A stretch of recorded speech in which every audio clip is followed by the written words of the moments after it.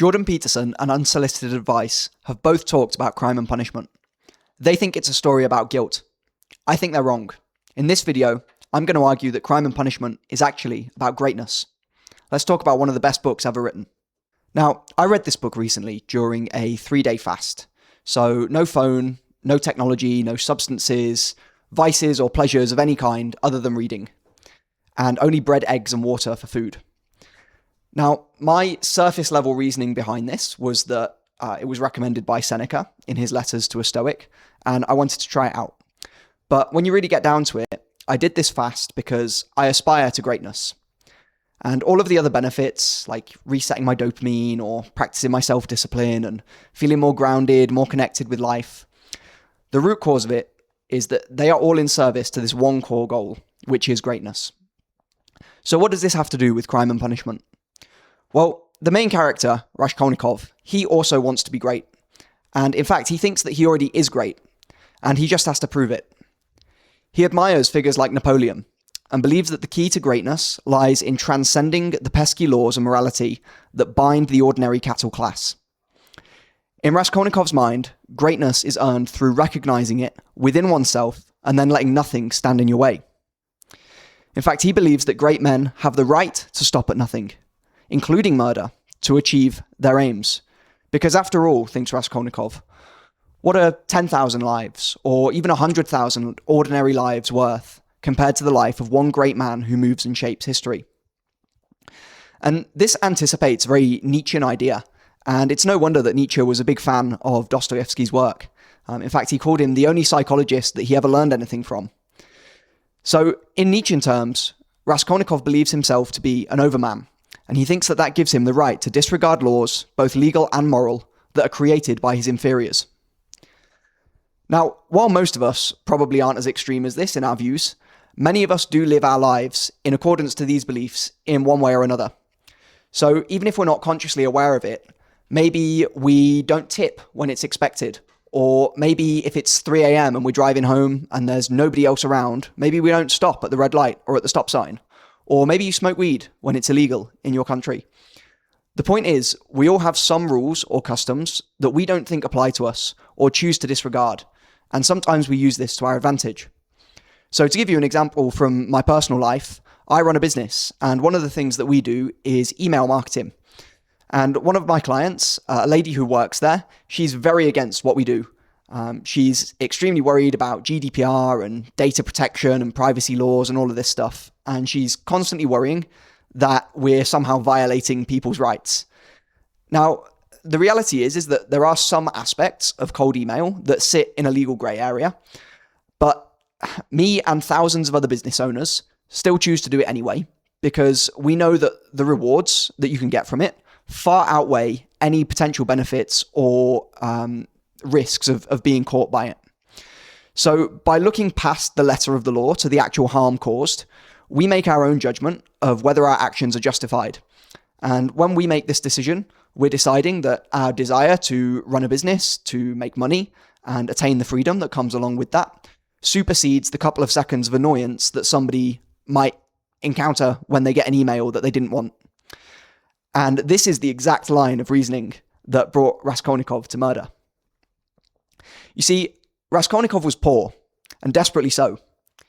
He was an unemployed law student living in a tiny hovel, forced to drop out of university because he couldn't afford his tuition fees. He was in debt to his landlady, and he often couldn't even afford to eat. He stayed alive by selling what few treasured possessions he had to a rich old pawnbroker, who was, by all accounts, a horrible woman, and she treated her simple and kind-hearted sister terribly. So Raskolnikov, believing that he is a great man and a future Napoleon, he decides to take an objective look at this situation. And, he does some calculations and he thinks, well, this woman, she's pretty old, so she's probably not got long left to live anyway. She's widely disliked. She has a reputation for being cruel. She has all of this money that he could use to help him go back to law school and kickstart his career. And, think of all the people that he could help once he's rich and he knows the law. So these are some of the things that Raskolnikov is telling himself to justify as he plans to rob and murder her. The true motive, though, which is one that most ambitious people can relate to, is that he wants to prove to himself that he can. Raskolnikov thinks that someone like Napoleon wouldn't hesitate for a moment to kill someone who stood in his path to greatness.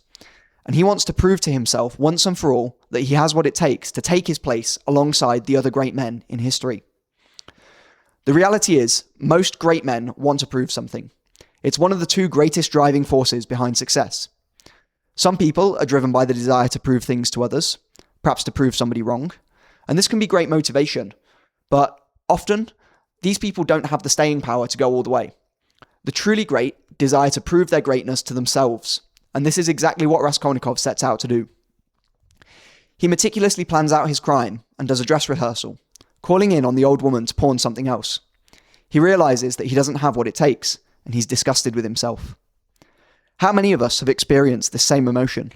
Perhaps not when it comes to murder, but the feeling of building yourself up in your mind towards a goal, of planning and strategizing for weeks about how you're finally going to do that difficult thing that you've been putting off.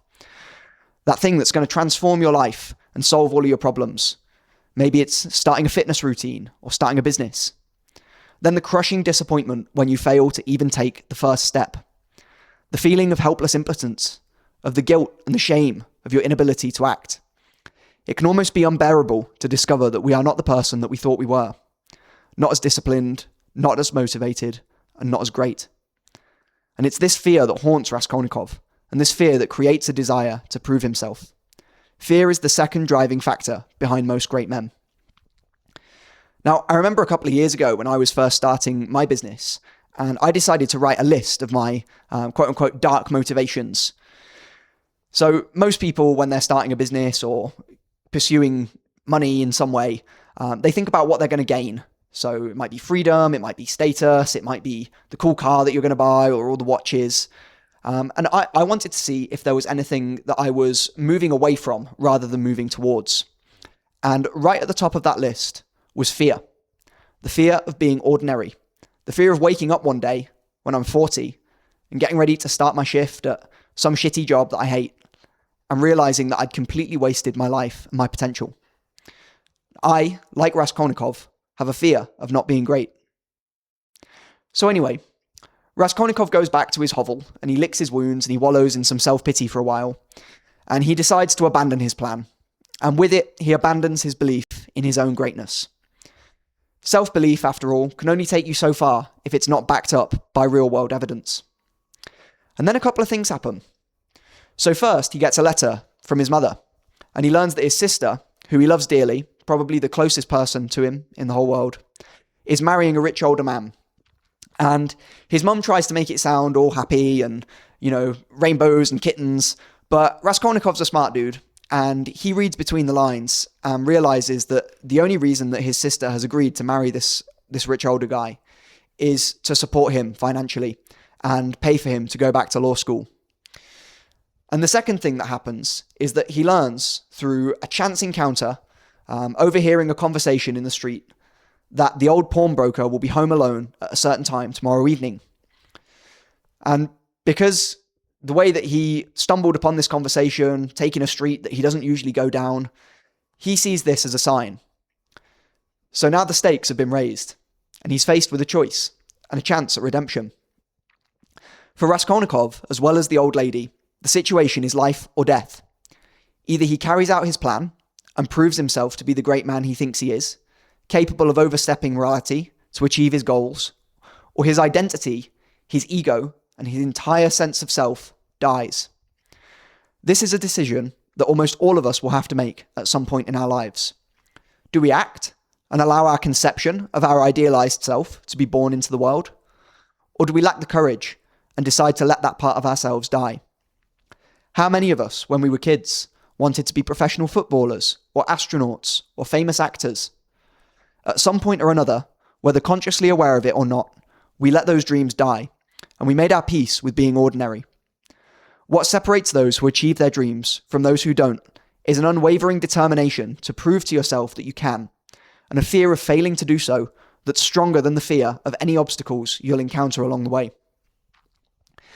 It may seem strange to talk about murder alongside reaching your goals and achieving your dreams, but to Raskolnikov, these things are one and the same. The murder and his ability to murder is a confirmation of his own greatness. So that night, Raskolnikov carries out his plan, and he kills the old lady with an axe. While he's still in the apartment, her sister, who lives with her, comes in and catches him in the act. And so he's forced to kill her too. He takes whatever valuables he can find, and he makes his escape. Now, often when people talk about Crime and Punishment, even people like Jordan Peterson or Unsolicited Advice, they say that it's a story of guilt, and that Raskolnikov spends the rest of the novel grappling with remorse over his actions and the lives he's taken. But this is only partly correct. You see, Raskolnikov, he does feel remorse, and there is a part of him that regrets having to kill the old lady's sister. But the thing that really haunts him is that he feels anything at all. Because you see, in Raskolnikov's mind, a great man could have carried out these murders in the same way that he might step on an ant and not think twice about it afterwards. But this isn't what happens to Raskolnikov. When he's still in the old woman's apartment, all of his careful plans of robbery and how he's going to take the key and open the strong box and then search the drawers, he forgets all of that. And he ends up panicking and only taking a few things. Then later, when he's trying to leave the apartment, he's almost caught, and he only escapes through sheer chance. When he gets home, he stuffs the things that he's taken into the corner of his room, and then passes out in a fever for hours. And when he wakes up, he's absolutely furious with himself at how careless he's been to leave the evidence lying around like that. Anybody could have walked in. His landlady, one of his friends. What Raskolnikov regrets most isn't the murder. It's that he's not as clever as he thought he was. So let's pretend for a moment that Raskolnikov had a different goal. Let's say that instead of wanting to be great by overstepping morality, he wanted to be a great singer. And instead of proving his greatness through a murder, the book was about him proving his greatness through a talent show. Russia's Got Talent, maybe, or something like that. Suddenly, the story becomes a lot more relatable. Here you have a guy who believes that he has the potential to be a world-famous singer. He spends weeks hyping himself up, trying to build up the courage to audition and to take his one shot and escape from poverty and prove to himself that he has what it takes. He goes to the audition, and he's so nervous that he can't even speak. And he leaves in shame. And he starts doubting his dream, his talent, and himself. He thinks maybe it's time to forget all of this foolishness and accept that he is ordinary and that he will live an ordinary and boring life. And then he hears from the talent show. They're inviting him back and they're giving him a second chance. It seems almost miraculous. And now he has a chance to redeem himself. What a moment of triumph it would be to step out onto the stage once more, in spite of all of the fear and self-doubt, and begin to sing. Raskolnikov, in this alternate version of Crime and Punishment, he gives it his all. He sings his heart out, but he knows deep down that his performance is kind of mid. And when he looks at the judges and he sees their faces, and the judges tell him that, he's not bad, but he doesn't have what it takes to be a star. In that moment, he knows it to be true, and his dreams are crushed. When we read the book in this way, Raskolnikov's psychology becomes a lot easier to understand. He mourns the death of his dreams and the loss of his self-identity. And the worst part is, because of the nature of his crime, he has to do so completely alone. If he had underperformed in a talent show, his friends and family could have consoled him maybe, told him that it was brave of him to try, and that he could always keep practicing and try again. And all of this would be true. But when it comes to murder, it's probably not the kind of advice that you're going to get. So Raskolnikov suffers in silence. And eventually, it becomes too much for him, and he can't carry this burden any longer. You see, there's still a small part of him that feels pride in what he's done. He might not have lived up to his own expectations, but he's still done something that most ordinary people would never even dare to think of. He drops hints about his crime. After all, great men want recognition of their greatness. Raskolnikov believes that greatness only exists through its recognition by others. Without this recognition, what is greatness other than self-delusion? And even though Raskolnikov no longer believes in his own greatness to the extent that he once did, he still wants the respect that comes from trying, because to try is an admirable thing. As the saying goes, it's better to have tried and failed than to have never tried at all. And for me personally, one of the things that drives me is the desire to earn the respect of people that I admire and that I respect myself. And the more that I achieve and the more power that I cultivate, the higher my standards rise of the men that I look up to, and the higher the standards of those men rise in turn. It's much easier to be respected and admired by the guy who works in the cafe down the road than it is to be respected and admired by the self-made billionaire philanthropist who's surrounded by the highest caliber of people on the planet. In today's egalitarian culture, where people believe that respect should be handed to them rather than earned, then this view is quite unpopular. But I actually think that this is one of the healthiest motivations to greatness that there is. High culture begins when groups of men hold each other to high standards and encourage each other to become better each day.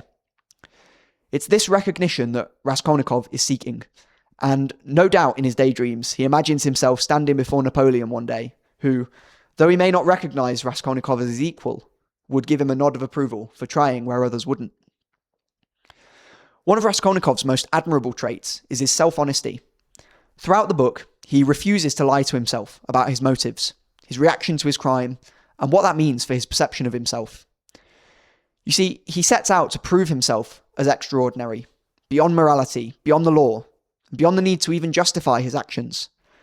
And when after the deed is done, he finds himself feverish, careless, frightened and haunted, he realizes that he is ordinary after all, and this crushes him far worse than guilt. In his own words, "It was I who killed myself, not the old woman." It's this conflict between truth, the loss of identity, and the pride he still feels at trying that leads Raskolnikov to hand himself in to the authorities. When faced with the choice between living an ordinary life of lies and shame versus the chance at redemption through truth and the ability to share the story of how he dared to try, he decides it's better to face whatever punishment is in store with him. Raskolnikov wanted to be recognized for his greatness and realized he wasn't great. So the next best option was to be recognized for at least attempting to be great. And this is the genius of Dostoevsky, because Dostoevsky recognized that the desire to be great isn't motivated by riches. Raskolnikov never spent a penny of any of the money that he stole. The desire to be great is motivated by fear. Fear of being ordinary. Fear of living below your full potential. And even after committing a double murder, it was this fear that haunted Raskolnikov above all else. So I hope you enjoyed that. Bit of a new style for me. And if you want to meet like-minded people who you can have discussions with about books, philosophy, other intellectual topics, then download the Retribalize app, retribalize.ai. It's an app that I'm building at the moment along with a team of friends, and it's completely free. It's an AI matchmaker that matches you with the most highly aligned people on the planet so that you can have amazing conversations and start cool projects. Cheers, guys. Bye-bye.